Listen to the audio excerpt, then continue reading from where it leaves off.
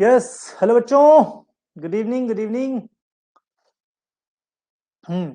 तो टॉपिक है states of matter and its properties, है ना। States of matter and properties of matter, इसमें आज है लेक्चर नंबर 3। 2 लेक्चर ऑलरेडी हमने कंप्लीट कर लिए। आज के लेक्चर में हम लोग डिस्कस करेंगे बहुत important topic, critical point, eutectic mixtures और गैसेस एंड गैसेस लॉ, है ना। गैस और गैस के लॉज के बारे में। गुड इवनिंग अनिमेश, ये बताओ पिक्चर एंड वॉइस क्लियर है? पिक्चर एंड वॉइस दोनों क्लियर है? ठीक है, चलो ठीक। तो इंपॉर्टेंट पॉइंट, चलो भाई शुरू करते हैं। एक तरफ से critical point, eutectic mixtures, gases के बारे में और इनके कुछ लॉज के बारे में। ठीक, देखो सिलेबस का पार्ट है। क्या देखने वाले हम लोग? Critical point, eutectic mixtures and gases. Next video में हम लोग एरोसॉल, इनहेलर्स, रिलेटिव ह्यूमिडिटी और लिक्विड कॉम्प्लेक्सेस के बारे में बात करेंगे। इस तरीके से 3-4 लेक्चर 3-4 दिन में, मीन्स इस वीक में ये पूरी तरीके से खत्म हो जाएगा। ओके, उसके बाद फिर हम ऑर्गेनिक केमिस्ट्री का 3rd लेक्चर ले लेंगे, मीन्स 3rd यूनिट ले लेंगे। मीनवाइल बाकी के सब्जेक्ट भी कवर करते रहेंगे। ठीक भाई, तुम लोगों का है कि भाई फिजिकल, फार्मास्यूटिक्स और ऑर्गेनिक केमिस्ट्री सबसे टफ है, तो पहले 3-3 यूनिट इन दोनों के इसी इसी अक्टूबर में 3-3 यूनिट खत्म कर देंगे। बचा 2 यूनिट हम नवंबर में खत्म कर देंगे। सिलेबस नवंबर लास्ट या दिसंबर के फर्स्ट वीक तक खत्म हो जाएगा। चलो भाई शुरू करते हैं। क्रिटिकल पॉइंट देखो, सबसे पहले तो इस फिगर को देखो ध्यान से। प्रीवियस वीडियोस में, प्रीवियस लेक्चर्स में हमने बात की थी ट्रिपल पॉइंट के बारे में। इसके ट्रिपल पॉइंट के बारे में, ठीक। ग्राफ था, इधर प्रेशर था, इधर बढ़ाओगे तो टेम्परेचर था, है ना। प्रीवियस में ट्रिपल पॉइंट में क्या था कि भाई इस पॉइंट पे सब कुछ था, मींस वो पॉइंट जिसमें आपका तीनों फेज, कौन सी? सॉलिड, लिक्विड, गैसेस, तीनों फेज को एग्जिस्ट करे एक ही जगह पे। उस पॉइंट को हमने क्या कहा था? ट्रिपल पॉइंट कहा था, राइट। इसको एक्सप्लेन किया था। आज हम लोग पढ़ने वाले हैं क्रिटिकल पॉइंट। ठीक, ट्रिपल पॉइंट में तो ऊपर नीचे जाने का चांस रहता है, ऊपर नीचे जाने का चांस रहता है, लेकिन क्रिटिकल पॉइंट में नहीं। क्रिटिकल पॉइंट का मतलब इसके ऊपर, यहां तक तो ठीक, लेकिन इसके ऊपर अगर टेम्परेचर बढ़ता है, भाई यहां जैसे देखो क्रिटिकल पॉइंट के नीचे लिक्विड फेज और गैसियस फेज दोनों डिस्टिंग्विश हो रही हैं। भाई ट्रिपल पॉइंट पे तो सभी फेजेस पता चलती, कोएग्जिस्ट करती हैं एक साथ। ठीक, ट्रिपल पॉइंट पे सॉलिड, लिक्विड, गैस तीनों फेज एक साथ एग्जिस्ट करती हैं। क्रिटिकल पॉइंट के नीचे, क्रिटिकल पॉइंट के नीचे लिक्विड और गैसियस फेज एग्जिस्ट कर रही, सेपरेट दिख रही है नहीं दिख रही? भाई यहां पे देखो, ये इधर प्रेशर भी बढ़ा है, ये प्रेशर बढ़ा और ये टेम्परेचर बढ़ा है। ठीक, इस पॉइंट पे liquid phase, gaseous phase distinguish हो रहा है, लेकिन इसके ऊपर थोड़ा सा भी बढ़े हम, इसके इस पॉइंट के ऊपर हम जरा सा भी ऊपर टेम्परेचर बढ़ाते हैं या प्रेशर बढ़ाते हैं, तो फिर ये सुपर क्रिटिकल फेज में कन्वर्ट हो जाता है। सुपर क्रिटिकल फेज में कन्वर्ट हो जाता है, मतलब इस पॉइंट, इसके ऊपर फिर किसी भी तरीके से लिक्विड और गैसियस फेज क्या होती है? डिस्टिंग्विश नहीं की जा सकती। सुपर भाई क्रिटिकल पॉइंट तक, क्रिटिकल पॉइंट पे दोनों फेज डिफरेंशिएट होना बंद हो जाती हैं और उसके ऊपर डिफरेंशिएट नहीं हो सकती। गैस फेज, लिक्विड फेज सब एक ही फेज में कन्वर्ट हो जाते हैं, मींस मोनोफेजिक हो जाता है। क्रिटिकल पॉइंट के ऊपर मोनोफेजिक हो जाता है, फिर कुछ फर्क नहीं पड़ता कितना भी आप प्रेशर बढ़ा दो। भाई ट्रिपल पॉइंट पे क्या है? ट्रिपल पॉइंट पे ध्यान से देखो, अगर हम टेम्परेचर घटा देते थे, अगर टेम्परेचर घटा देते थे, प्रेशर बढ़ा देते थे, तो क्या लिक्विड हो जाता था। लेकिन यहाँ पे फिर प्रेशर कितना भी बढ़ा दो, क्रिटिकल पॉइंट के ऊपर फिर जो फेज बनता है उसको सुपर क्रिटिकल फेज बोलते हैं, वहां से रिवर्स होने का कोई चांस नहीं होता। मीन्स जैसे प्लास्टिसिटी आ जाती है, फिर वहां से रिवर्स नहीं होगा। इस पॉइंट तक तो दोनों फेज लिक्विड और वेपर फेज डिफरेंशिएट होते हैं। मींस इस पॉइंट पे बिल्कुल एंड पॉइंट है, इस पॉइंट के ऊपर डिफरेंशिएट नहीं होते, मोनोफेज हो जाते हैं, एक ही फेज हो जाते हैं। मींस सब गैस के फॉर्म में कन्वर्ट हो जाता है, लिक्विड नहीं बचता। फिर तुम कितना भी प्रेशर बढ़ा लो, वो कंडेंस होके वापस लिक्विड नहीं बनेगा। ऐसे पॉइंट को हम क्रिटिकल पॉइंट बोलते हैं। ठीक, तो ये मेन दोनों को ट्रिपल पॉइंट और क्रिटिकल पॉइंट एक साथ लेके समझाना जरूरी था, क्योंकि अक्सर बच्चे, इवन मैंने बहुत सारे लोगों को भी देखा है, बहुत सारे टीचर्स को भी देखा है, वो ट्रिपल पॉइंट को ही, बहुत सारे टीचर्स ट्रिपल पॉइंट को ही क्रिटिकल पॉइंट बता देते हैं। मैंने कई जगह पे देखा है कि ट्रिपल पॉइंट को ही क्रिटिकल पॉइंट बता के रखा है और इसी को बता के खत्म कर दिया है। ठीक, लेकिन फैक्ट ये नहीं, ट्रिपल पॉइंट और क्रिटिकल पॉइंट दोनों अलग है। आई होप कि तुम लोग समझ गए होंगे। ठीक है, चलो भाई। हाँ, थ्योरी का पोर्शन देखते हुए क्या लिखा, a liquid need not always have to be heated to its the boiling point before changes to gas. ऐसा बिल्कुल नहीं है कि किसी भी लिक्विड को हमेशा उसके बॉइलिंग पॉइंट तक गर्म करने से ही वो गैसियस फेज में कन्वर्ट होता है।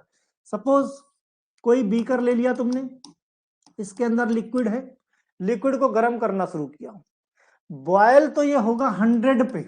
बॉइलिंग कहां पे होती है, बॉइलिंग पॉइंट वाटर का कितना है भाई, 100 डिग्री सेल्सियस। 100 डिग्री पे पहुंचेगा तो बॉयल होगा, लेकिन जहां पर गैसियस फेज में कन्वर्ट होने की बात है, वेपोराइजेशन होने की बात है, तो टेम्परेचर थोड़ा सा भी बढ़ता है तो वेपोराइजेशन स्टार्ट हो जाता है। वेपोराइजेशन होना और बॉइलिंग होना अलग अलग चीजें हैं। देखते हो कि पानी गर्म करना शुरू करते हो, बॉयल नहीं करता, फिर भी धीरे धीरे करके वेपर्स निकलनी शुरू हो जाती। तो बॉइलिंग पॉइंट के नीचे भी लिक्विड का वेपोराइजेशन पॉसिबल है। तो हमेशा किसी लिक्विड को गैस में चेंज करने के लिए हमेशा बॉइलिंग पॉइंट की जरूरत नहीं होती है।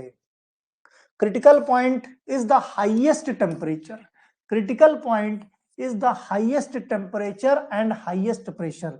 ये क्या है, ये प्रेशर का पॉइंट है, ये क्या है, ये टेम्परेचर है ना, सॉरी ये टेम्परेचर हो गया और ये प्रेशर हो गया। ठीक, pressure which a pure material can exist vapour liquid equilibrium. Critical point पे वेपर और लिक्विड का इक्विलिब्रियम है क्रिटिकल पॉइंट तक, लेकिन इस पॉइंट के ऊपर कोई इक्विलिब्रियम नहीं है। मींस सिर्फ एक ही फेज रहेगी, गैसियस फेज, लिक्विड फेज एकदम गायब हो जाएगी। Temperature higher than the critical temperature, the substance can not exist as a liquid no matters what the pressure is liquefied, a very high pressure is applied. Means देखो, इस point तक तो equilibrium है vapours और liquid का, लेकिन इस point के ऊपर कई बार लोग समझते हैं क्रिटिकल पॉइंट पे ही मोनोफेज आ जाता है, वो एंड पॉइंट है, वहां तक इक्विलिब्रियम रहेगा। उस पॉइंट के ऊपर अगर टेम्परेचर बढ़ाया जाता है तो फिर एक ही फेज रहेगा, लिक्विड खत्म हो जाएगा, लिक्विड फेज पूरी तरीके से खत्म हो जाएगा, सिर्फ वेपर फेज रहेगा। फिर कितना भी प्रेशर दे के इसको लिक्विफाई नहीं किया जा सकता, इसको बोलते हैं super critical phase. Critical point के ऊपर का पॉइंट मींस क्रिटिकल पॉइंट से ऊपर टेम्परेचर बढ़ाओगे, क्रिटिकल पॉइंट तक, क्रिटिकल पॉइंट एंड पॉइंट है किसका, वेपर और लिक्विड फेज के इक्विलिब्रियम का। इसके बाद लिक्विड फेज देखने को नहीं मिलेगा, सिर्फ गैसियस फेज ही देखने को मिलेगा इस क्रिटिकल पॉइंट के ऊपर। ओके, तो conditions the temperature pressure at a time of composition eight which the phase boundary, ये क्या है, फेज बाउंड्री है, मींस बाउंड्री है, इस बाउंड्री के बाहर सिर्फ एक ही फेज मिलेगा, वो गैसियस फेज है। तो क्रिटिकल पॉइंट एक तरह की बाउंड्री का काम करता है। Critical points are the various type of liquid vapour critical points, liquid liquid critical points है ना, इस तरीके से। जैसे वेपर लिक्विड पॉइंट की बात करें, वेपर और लिक्विड पॉइंट की बात करें, तो देखो एग्जांपल के साथ है, often the critical point denote the vapor liquid critical point material in a particular vapor liquid critical point specific। जो मैंने अभी समझाया है वही चीजें थ्योरी में बता दे रहा हूं, जो समझाया वही चीजें लिखनी कैसे है। ठीक, condition above which the liquid and gas phase do not exist separately, ऐसा पॉइंट जिसके ऊपर लिक्विड और गैसियस फेज दोनों सेपरेट नहीं एग्जिस्ट करते, उस पॉइंट को हम बोलते हैं क्या, critical point. In a pressure temperature phase diagram vapour liquid critical point lies the liquid gas phase boundary. Liquid और गैस फेज की बाउंड्री होती है ये क्रिटिकल पॉइंट। ठीक, प्योर स्पीसीज फेज डायग्राम की बात करें, ये प्योर स्पीसीज की बात है ना। When the temperature is about to reach the critical temperature, जब टेम्परेचर क्रिटिकल टेम्परेचर के पास पहुंचता है तो properties of the liquid phase becomes identical, identical forming single phase of the critical point, means homogeneous super critical fluid बना लेता है। Means जो लिक्विड फेज है जैसे जैसे क्रिटिकल पॉइंट तक पहुंचता है तो ये क्या है, इक्विलिब्रियम खत्म होने लगता है और यहां पे आके पूरी तरीके से कि 1% भी, 1 डिग्री भी ऊपर बढ़ाया टेम्परेचर तो फिर लिक्विड फेज बिल्कुल दिखना बंद हो जाएगा, होमोजीनियस फेज दिखेगा, गैसियस फेज, इसको बोलते हैं super critical fluid. Gas phase सिर्फ इसलिए नहीं क्योंकि गैस फेज को अगर हम कंडेंस करेंगे तो वापस लिक्विफाई हो जाएगा, लेकिन सुपर क्रिटिकल फ्लूइड इसलिए बोलते हैं कि क्रिटिकल पॉइंट के ऊपर गर्म करने के बाद ये लिक्विफाई नहीं होता है। Critical point beyond it the heat of vaporisation is zero, heat of vaporisation is zero critical point के बाद। क्यों जीरो? क्योंकि लेटेंट हीट जीरो हो जाती है। लेटेंट हीट क्या होती है? जो फेज, याद करो लेटेंट हीट पढ़ा रखा है, जो फेज के ट्रांसमिशन में, ट्रांजिशन में एक फेज से दूसरे फेज चेंज होने में जो एनर्जी एब्जॉर्ब या रिलीज होती है उसी को तो हम लेटेंट हीट बोलते हैं। लेकिन ऊपर क्या सब सुपर क्रिटिकल फ्लूइड है, सुपर क्रिटिकल फ्लूइड है, मींस अब इसमें ट्रांजिशन नहीं होना है, ये लिक्विड या सॉलिड में कन्वर्ट नहीं होगा, इसीलिए लेटेंट हीट कैसी होगी? जीरो। ना ये एनर्जी एब्जॉर्ब करेगा ना एनर्जी रिलीज करेगा, इसीलिए लेटेंट हीट क्या होगी? जीरो हो जाएगी। दस the gas and liquid phase can not be differentiated. कहने का मतलब लिक्विड फेज और गैसियस फेज यहां पे डिफरेंशिएट नहीं किए जा सकते सुपर क्रिटिकल पॉइंट पे। ओके, फिर बात करते हैं यूटेक्टिक मिक्सचर की। किसकी बात करते हैं? Eutectic mixture. थ्योरी पढ़ा देंगे बाद में, पहले इस ग्राफ को समझ लो तो ज्यादा अच्छे से समझ में आ जाएगा। ठीक, हाँ भाई ज्यादा अच्छे से समझ में आएगा। अब ध्यान से देखो इस ग्राफ को, देखो दो कंपोनेंट है यहां पे,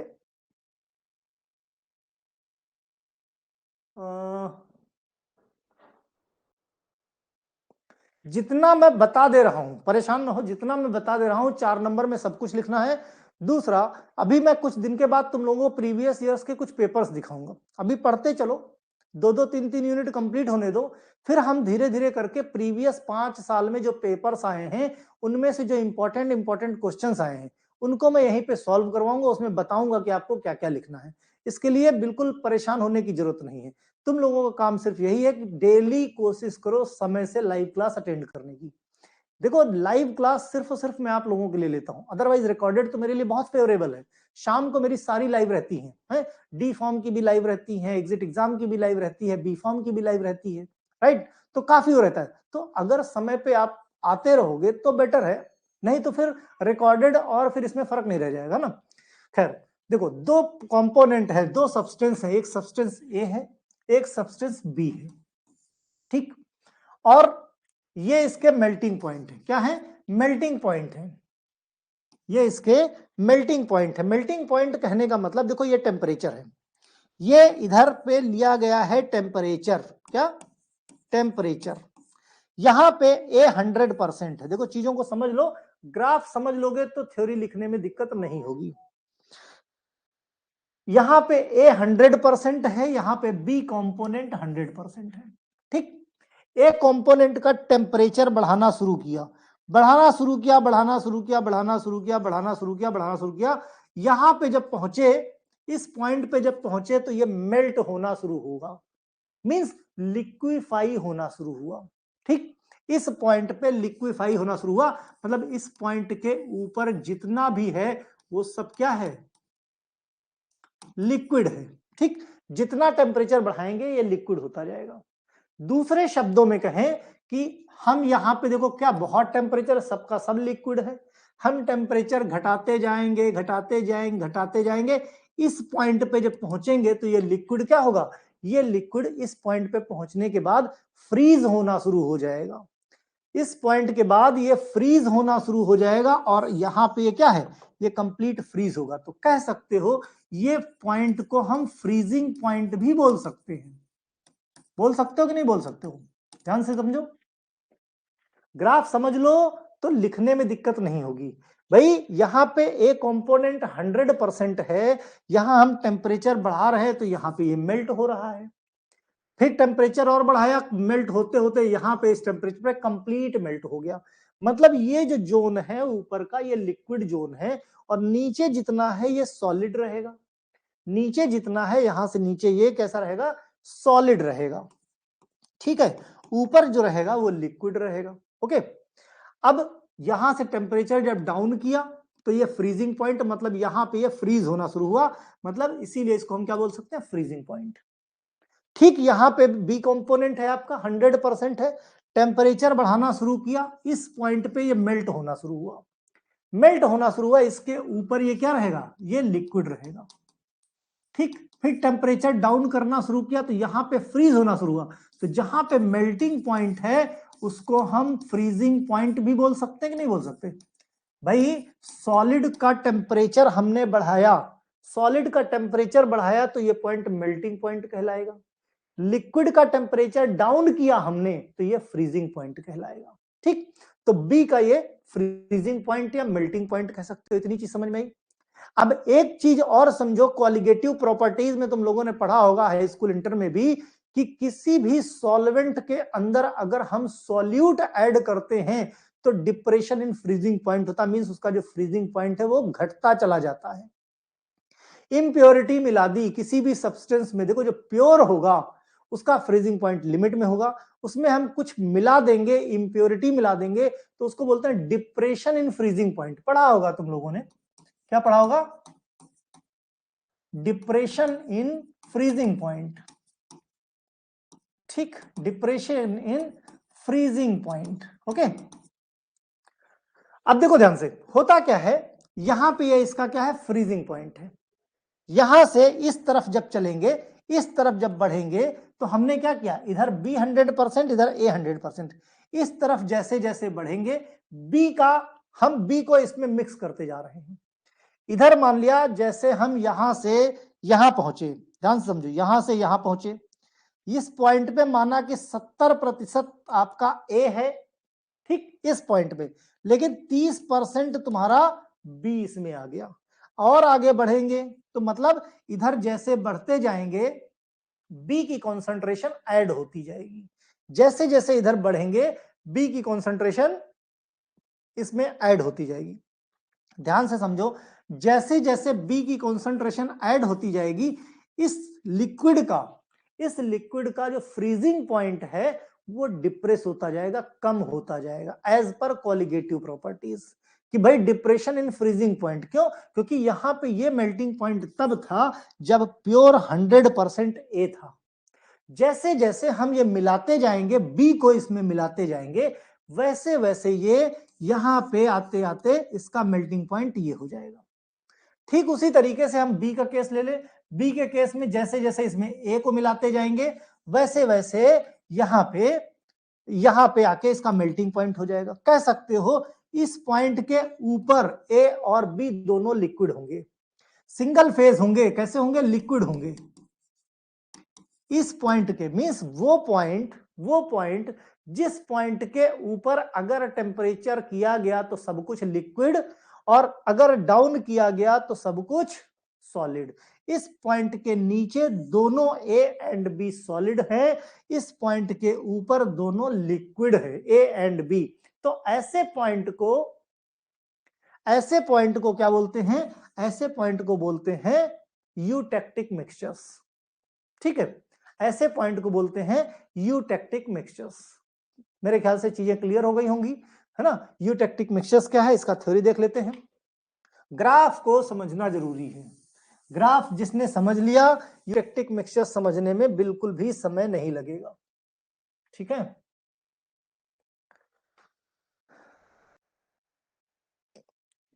यस लक्ष्मी, 13 नवंबर से, गुड गुड गुड, चलो देखते हैं कुछ ना कुछ करते हैं उसके लिए भी, है ना। तो eutectic mixtures, the melting point of the temperature to A and B plotted against the mixture composition. A and B को प्लॉट किया गया जो मैंने समझाया, ठीक। A and B, the curve separating the region A plus liquid and B plus liquid, ये curve separate करते हैं जिसको हम लिक्विडस और सॉलिडस बोलते हैं। इस पॉइंट के ऊपर ये नीचे सब सॉलिड, ये ऊपर सब लिक्विड, कैसे बता चुका हूं, ठीक बता चुका हूं। ऐसा पॉइंट जिसके नीचे दोनों कंपोनेंट सॉलिड हैं, उस पॉइंट के ऊपर दोनों लिक्विड हैं, ऐसे पॉइंट को हम यूटेक्टिक पॉइंट, और ऐसे मिक्सचर्स को हम यूटेक्टिक मिक्सचर्स बोलते हैं। Upon addition of B to A या A to B, melting point are reduced. A को बी में मिलाओ या बी को ए में मिलाओ, दोनों तरीके से इंप्योरिटी जैसे जैसे होगी, डिप्रेशन इन मेल्टिंग पॉइंट या डिप्रेशन इन फ्रीजिंग पॉइंट होगा, ठीक है। तो इस तरीके से temperature no liquid phase exist below the eutectic point, below the eutectic point, इस पॉइंट के नीचे कुछ भी लिक्विड नहीं होगा, दोनों सॉलिड में होंगे, और इस पॉइंट के ऊपर दोनों लिक्विड होंगे।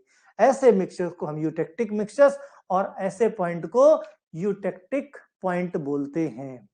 अब बात करते हैं गैसेस की। गैस देखो ऑलरेडी हम बता चुके हैं, गैसेस का कोई डेफिनिट शेप नहीं होता, कोई वॉल्यूम नहीं होता, कोई डेफिनिट साइज नहीं होता, है ना।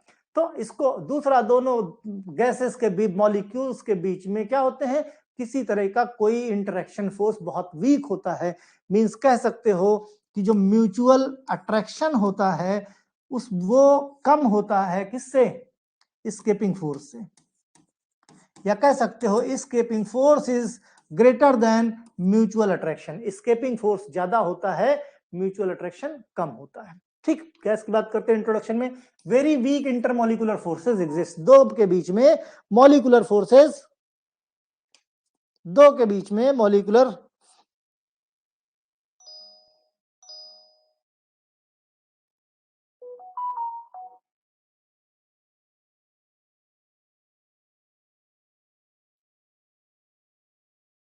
ठीक है, molecular forces yes randomly move about the all direction. Randomly भाई किसी भी चीज में रखे गए हैं गैस के पॉली पार्टिकल्स तो क्या है, पूरे में फैले रहेंगे और इधर उधर रैंडमली मूव करते रहते हैं। Due to this reason gases do not have any boundary, इसी वजह से गैसेस को क्या कोई बाउंड्री नहीं होती, जितना बड़ा कंटेनर सब जगह टकराते रहते हैं, सबसे टकराते रहते हैं, okay.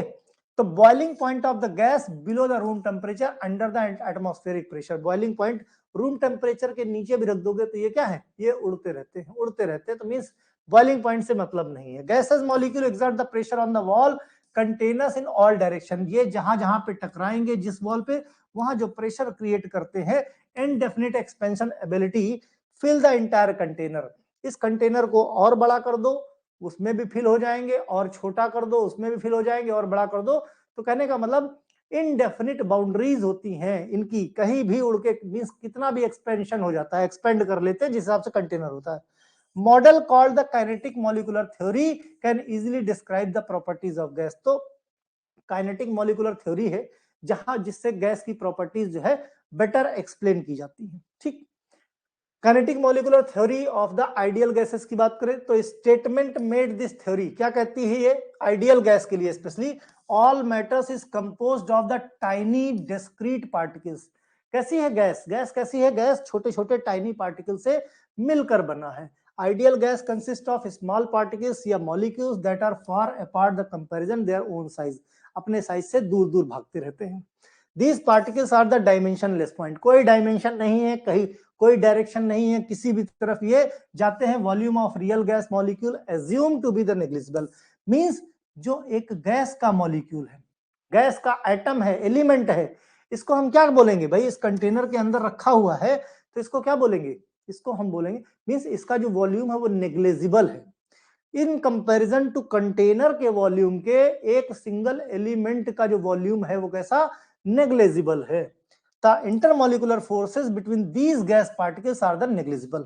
Molecule collide one and each other, एक दूसरे से टकराएंगे, कई बार कंटेनर की वॉल से टकराएंगे, ठीक है, टकरा के ये प्रेशर एग्जर्ट करते हैं। Energy conserved in the collision although one molecule में gain energy and the expand, means एक दूसरे से टकराएंगे, एक एनर्जी खर्चा करेगा, जिस पे टकराएगा उसको एनर्जी देगा, मींस एक पार्टिकल यहां पे है, ठीक है, एक पार्टिकल यहाँ, एक पार्टिकल यहाँ पे, ये पार्टिकल इससे जा, ये पार्टिकल आराम से है, ये पार्टिकल इससे जाके टकराया, तो ये टकराया ना, तो इसकी तो एनर्जी गई और इसने अपनी एनर्जी इसको दे दी। तो जैसे देगा तो ये शांत से खड़ा था, इससे जैसे टकराएगा तो ये काइनेटिक में आ जाएगा, तो ये आगे चला गया। तो मीन्स कोई एनर्जी खर्चा करता, कोई एनर्जी गेन करके फिर वो काइनेटिक फॉर्म में आ जाता, मीन्स एक्साइटेटरी स्टेज में आ जाता है। यस गुनगुन, तुम लोगों के जैन में क्या कहा हो सकता है, फैब में भी हो जाए। एकेटीयू के एग्जाम का सत्र तुम्हारा, यस अभी एडमिशन हुआ है, डोंट वरी, तुम लोगों का एकेटीयू का एग्जाम तुम्हारा जैन लास्ट या फेब में होगा, उससे पहले पॉसिबल ही नहीं है, तुम्हारा सत्र ही अभी चालू हुआ है ना। हिमाचल का, महाराष्ट्र का, इनके हिमाचल का जल्दी हो जाएगा, एमपी का जल्दी हो जाएगा, महाराष्ट्र का जल्दी हो जाएगा, परेशान ना हो, जिसका भी है सब हो जाएगा। Energy is the distributed among, तो इनका कोर्स खत्म कर देंगे, तुम लोगों का रिवीजन हो जाएगा उसके बाद, है ना, परेशान मत हो। Distributed among the molecules in the fashion known as the Maxwell Boltzmann distribution, जो गैस का डिस्ट्रीब्यूशन होता है किसी भी कंटेनर के अंदर, उसको बोलते हैं मैक्सवेल बोल्ट्ज डिस्ट्रीब्यूशन, है ना। At any instant, the molecule in each sample gas do not all possesses the same amount of energy. तो जितना भी कंटेनर में गैस के एटम्स हैं, एलिमेंट हैं, जरूरी नहीं है कि इन सब की जो एनर्जी है वो बिल्कुल ईच एंड इक्वल हो, सबकी अलग अलग होती है, राइट, क्योंकि गैस में किसी तरह की कोई सिमिलरिटीज नहीं होती, राइट। कैरेक्टरिस्टिक ऑफ गैस की बात करें अगर, तो कैरेक्टरिस्टिक जो गैस की होती है किस पे मेजर करती, वॉल्यूम पे, प्रेशर पे, टेम्परेचर पे, नंबर ऑफ मोल्स पे, मेजरेबल कैरेक्टरिस्टिक यही होती है।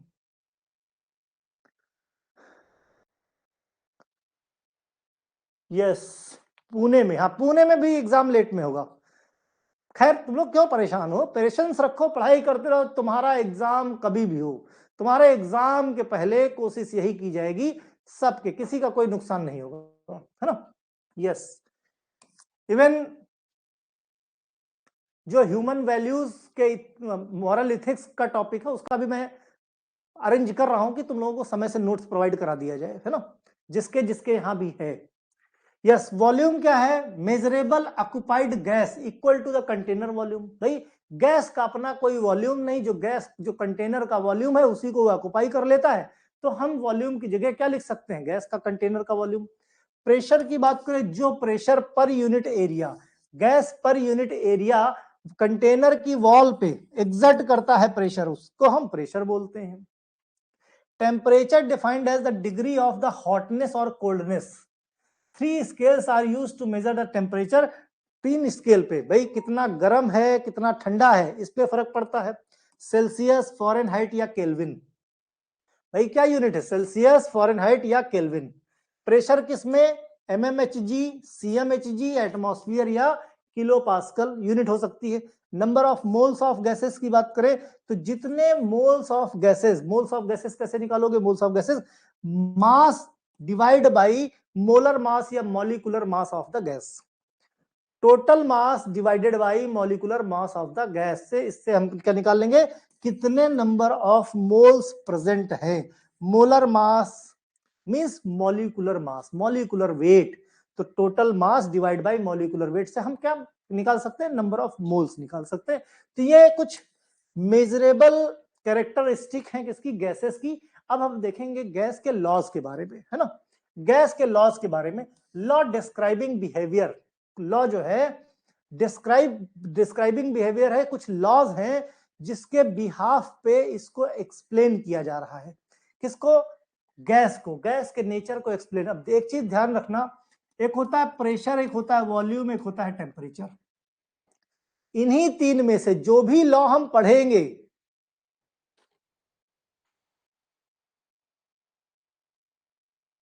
ऐसा कुछ भी नहीं गुनगुन, हमने जब भी पास किया है हमेशा हमारे 80% से नंबर ऊपर रहे, और मैंने बी फॉर्म में सिर्फ एक ही दिन पढ़ाई करी है, टॉपिक समझ के अपने आप ही एक्सप्लेन करने से नंबर मिलते हैं, अल्टीमेटली अच्छा लिखने से नंबर मिलते हैं, ठीक है।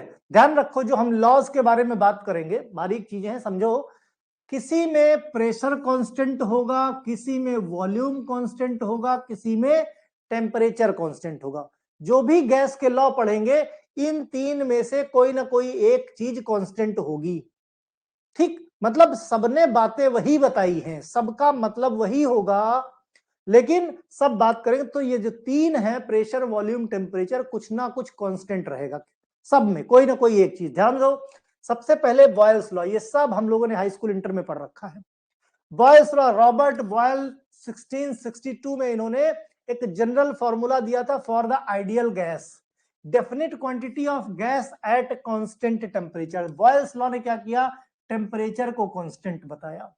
कांस्टेंट टेम्परेचर पे इन्होंने कहा कि जो pressure of volume of gas है, वॉल्यूम ऑफ गैस है इनवर्सली प्रोपोर्शनल टू प्रेशर है। जितना ज्यादा वॉल्यूम रहेगा उतना कम प्रेशर। भाई सीधी सी बात है, सीधी सी बात है। ये कंटेनर है, ठीक, ये कंटेनर है, इस कंटेनर पे अभी फ्री है, वॉल्यूम इतना ज्यादा तो प्रेशर थोड़ा कम। इसके ऊपर प्रेशर लगा के इस ये जो है इसको नीचे लेके आ जाओ, यहां पे लेके आ जाओ, तो जो गैस पूरे में फैली थी वो गैस का सिर्फ इतने एरिया में आ जाएगी। तो जब थोड़े से एरिया में आ जाएगी तो प्रेशर ज्यादा, मतलब वॉल्यूम कम तो प्रेशर ज्यादा, वॉल्यूम ज्यादा तो प्रेशर कम। Volume is inversely proportional to pressure at constant temperature. ध्यान रखना, एट कांस्टेंट टेम्परेचर, ऐसा बॉयल्स लॉ बोलते हैं। ठीक, तो इसमें कह सकते हो भाई, कह सकते हो कि V equals to K into 1/P। K क्या है, K प्रोपोर्शनल कांस्टेंट है, जो प्रोपोर्शनल का साइन है इसको हटा के हमने वहां पे K लगा दिया, मींस प्रोपोर्शनलिटी कांस्टेंट। अब ये 1/P को अगर हम इधर ले आए तो क्या कह सकते हैं, V/P equals to K constant, या इसको हम लिख सकते हैं V1/P1 इक्वल्स टू V2/P2। ठीक, तो यही हमारा बॉयल्स लॉ है। क्या है, इसको बोल सकते हो या इसको बोल सकते हो, यही हमारा बॉयल्स लॉ है। देखो यहां पे कैरेक्टरिस्टिक, ये जो लॉज हैं ये गैस को एक्सप्लेन करने में काम आएंगे। ठीक है, तो ये बेसिक चीजें हैं। ये देखो P1 V1,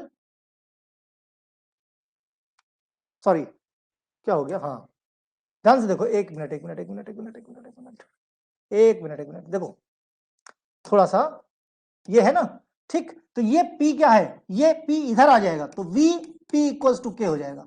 अभी तो सारी कहानी गलत हो जाती, VP इक्वल्स टू K, या कह सकते हो V1 P1 equals to V2 P2, कह सकते हो नहीं, कहीं और ही दिमाग चला गया। V1 P1 equals to V2 P2, भाई 1/P है ना, तो ये ऊपर आएगा, है ना, ऊपर आएगा तो क्या हो जाएगा, PV हो जाएगा, और ये K क्या है, प्रोपोर्शनलिटी कांस्टेंट। तो इस तरीके से ये बॉयल्स लॉ हो गया। फिर बात करते हैं चार्ल्स लॉ की। अब चार्ल्स लॉ ने क्या किया है, चार्ल्स लॉ ने eight constant pressure, Boyle's law ने कांस्टेंट टेम्परेचर पे बात की थी, इन्होंने कहा भाई कांस्टेंट प्रेशर पे, इन्होंने कहा कि V is directly proportional to T, V is directly proportional to T, means जितना ज्यादा टेम्परेचर होगा वॉल्यूम उतना ज्यादा, कह सकते हो जितना ज्यादा टेम्परेचर उतने ज्यादा वॉल्यूम में गैसेस फैलेंगी। According to this law fixed amount of gas, देखो अमाउंट सब जगह फिक्स्ड ही है, अमाउंट गैस का कहीं चेंज नहीं हुआ। Volume occupied by the gas is directly proportional to absolute temperature.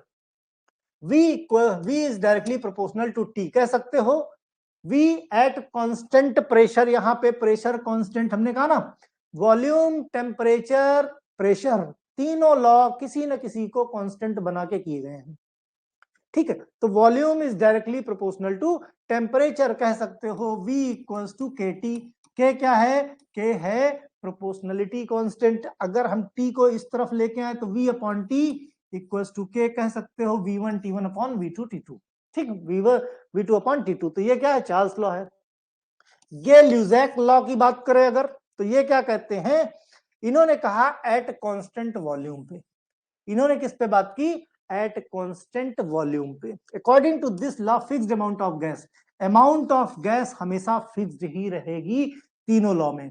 Pressure exerted by gas is directly proportional to absolute temperature, pressure exerted by gas is directly proportional to, means temperature बढ़ा दो gas का pressure बढ़ जाएगा। ठीक, तो directly proportional to, कह सकते हो P इक्वल्स टू KT, कह सकते हो K क्या प्रोपोर्शनलिटी कांस्टेंट, T को इधर ले आओ, P upon T equals to K, ऐसे लिख सकते हो, या फिर लिख सकते हो P1 upon T1 equals to P2 upon T2।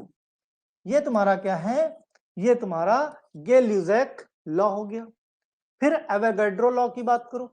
Avogadro law में इन्होंने क्या किया, at constant pressure and temperature दोनों को कांस्टेंट कर दिया। बोलते क्या है कि volume occupied by gas is directly proportional to number of moles. Number of mole of gas means जितने ज्यादा नंबर ऑफ मोल होंगे, जितने नंबर ऑफ मोल होंगे उतना ज्यादा वॉल्यूम कवर किया जाएगा। Means volume is directly proportional to N. N क्या है, एवोगाड्रो नंबर, ठीक। एन क्या है, means total number of moles कह सकते हो, है ना।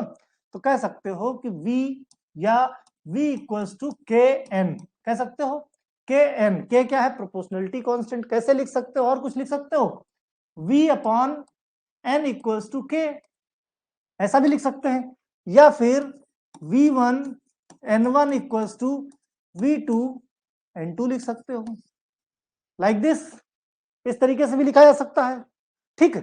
तो ये कुछ लॉ थे किसके, गैस के। अब बात करते आइडियल गैस लॉ। इन तीनों को मिला के, इन तीनों लॉ को मिला के एक आइडियल गैस लॉ बनाया गया। ये पूछ लेते हैं एग्जाम में, तो ध्यान रखना इसको, है ना। ऐसे ही बना के लिख देना जैसे मैं बना रहा हूं, अच्छे नंबर मिल जाएंगे, ठीक। The ideal gas law relates to the volume and pressure of the gas at the constant temperature. Constant temperature पे, है ना। इन्होंने क्या किया, तीनों combined the Boyle's law, Charles law and Gay-Lussac law and Avogadro number.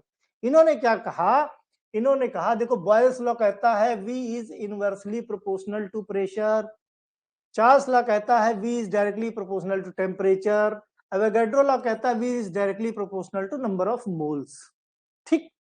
तो इसको इन्होंने क्या कहा, V is directly proportional to Boyle's law, क्या हुआ 1 upon P inversely proportional to, है ना, into Charles law volume is directly proportional to temperature into directly proportional to number of moles. तो कह सकते हो आइडियल गैस ऑफ लॉ तीनों को अगर कंबाइंड करें तो volume is directly proportional to 1 upon P means Boyle's law, directly proportional volume is directly proportional to temperature Charles law, volume is directly proportional to number of moles, क्या हो गया, Avogadro law. तीनों को मिला दिया गया। कैसे लिख सकते हो भाई, V इक्वल्स टू R, यहां पे प्रोपोर्शनलिटी कांस्टेंट क्या है, R है, यहां पे R से डिनोट किया गया है, into 1 upon P into T into N, कह सकते हो, ठीक। अब ये जो P है, P को इधर ले आओ, क्या हो जाएगा, PV इक्वल्स टू RTN, या इसी को कह सकते हो PV इक्वल्स टू nRT, ठीक।